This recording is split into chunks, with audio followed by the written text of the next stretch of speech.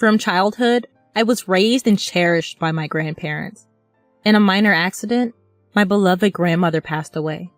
During that time, out of the blue, I received a message from my long unheard from sister-in-law. The message read, "I need you to take care of your grandmother who passed away 3 months ago."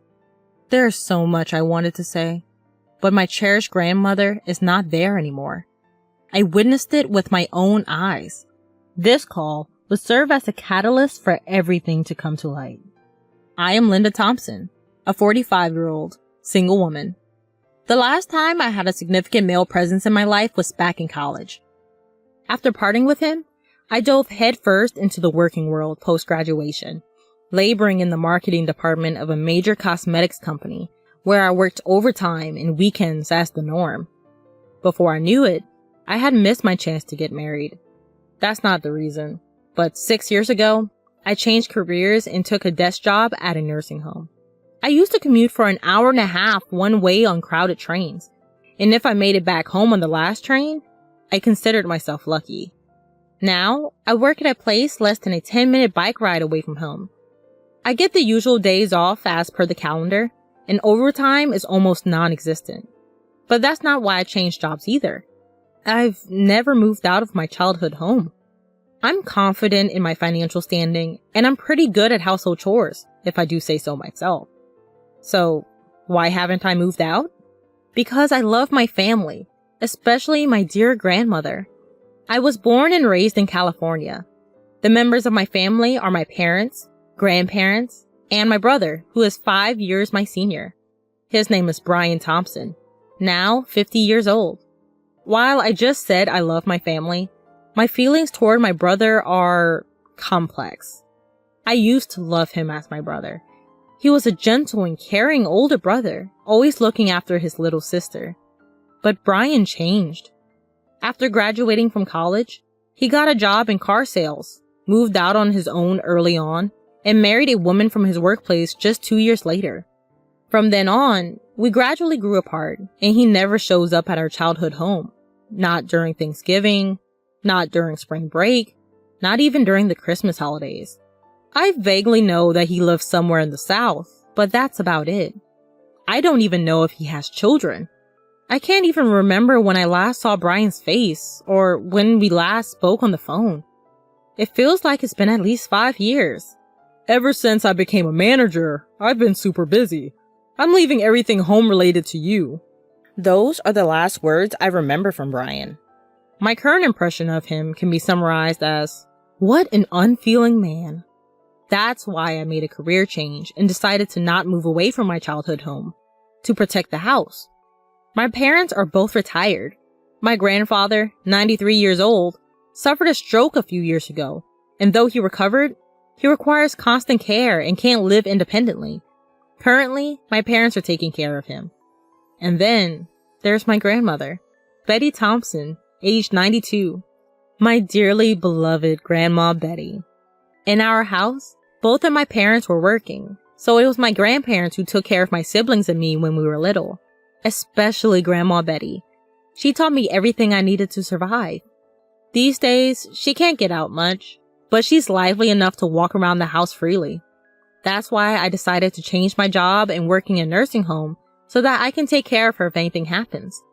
On one particular day, "I'm off to work," I said as I was getting ready to leave the house, when Grandma Betty called from behind me.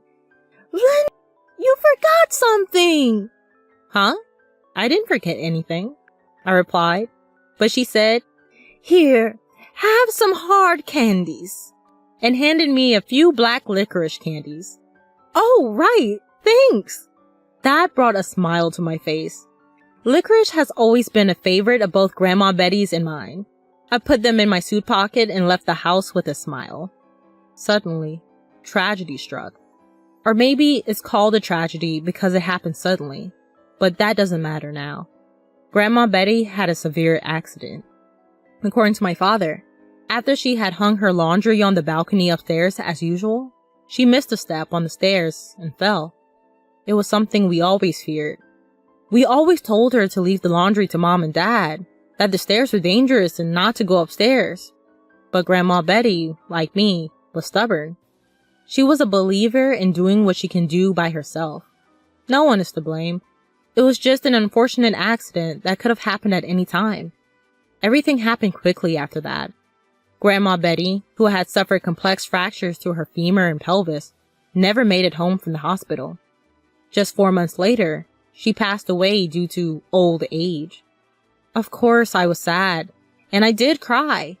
I cried and broke down crying, but I am an adult now, and now I am the breadwinner of this house.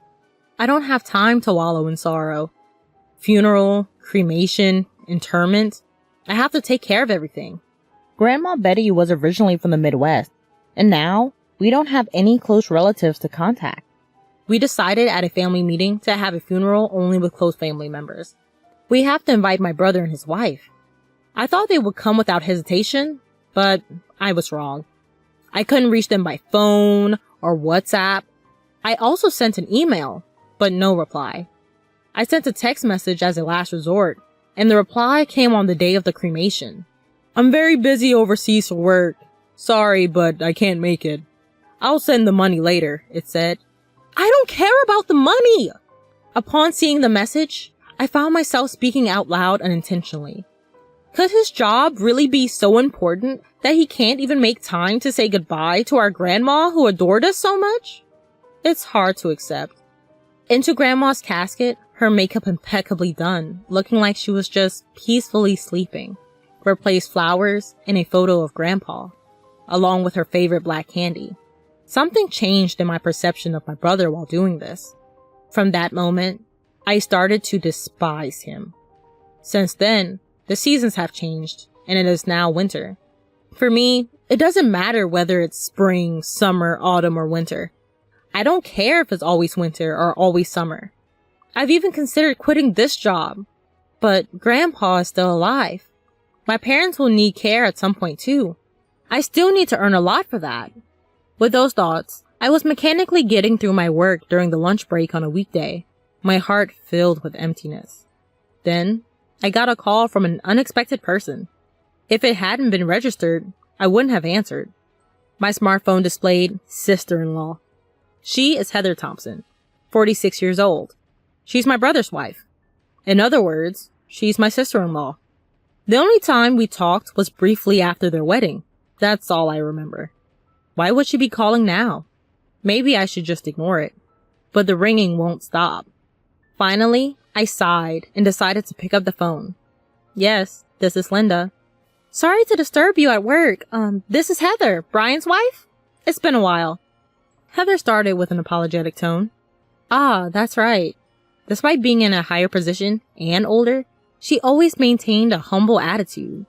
When she suddenly decided to marry my brother, she made sure to greet my parents and me, even on behalf of my brother. To put it simply, she's a good person. That's why I couldn't understand why she would contact me now. It's okay, but do you need something? I tried my best not to sound cold as I asked. It's hard for me to bring this up. Heather hesitated for a moment before continuing. About Betty, your grandmother? What happened to my grandmother? I inadvertently raised my voice. We've been taking care of her on my husband's orders, but it's already past the promised 1 month. Could you possibly come to pick her up? What? I couldn't comprehend what Heather was saying. So, we're taking care of Betty at our... Wait a minute. That was all I could muster. Think, Linda. Think. So, you're saying that you've been taking care of my grandmother, Betty, who died 3 months ago? This was the question that came out after thinking hard. I knew it sounded nonsensical, but so did Heather.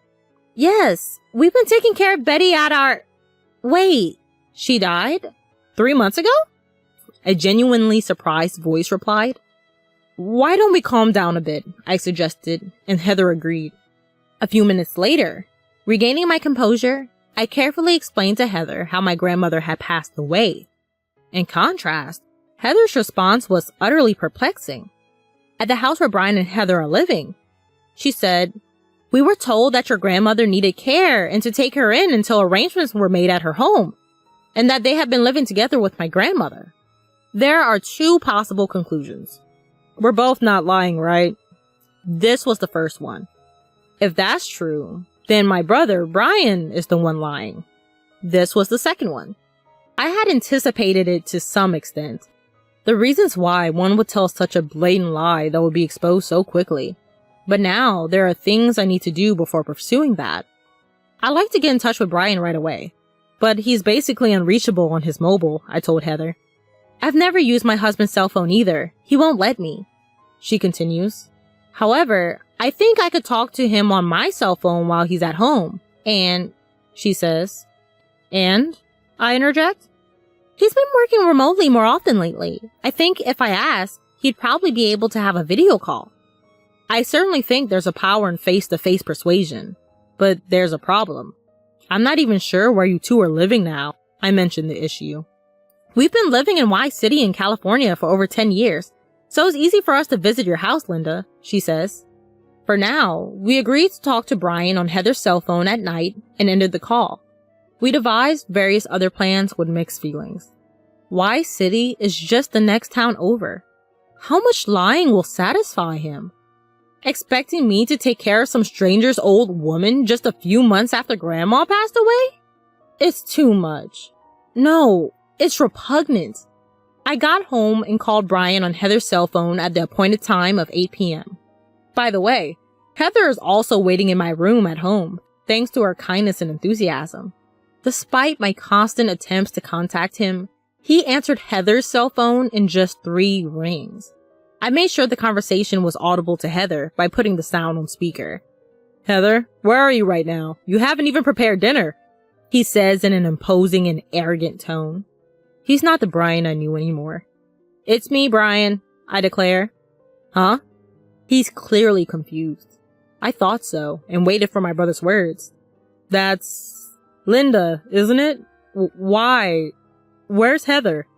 I'm here, Heather replies tersely. Why are you with Linda? Brian stammers for a moment, then quickly finds his words. Don't tell me. Did you tell Linda about that matter? He asks. Yes, I did, she replies with a calm demeanor. I told you it was too early to talk about it, he exclaims. My brother's sudden shift in attitude. About that issue?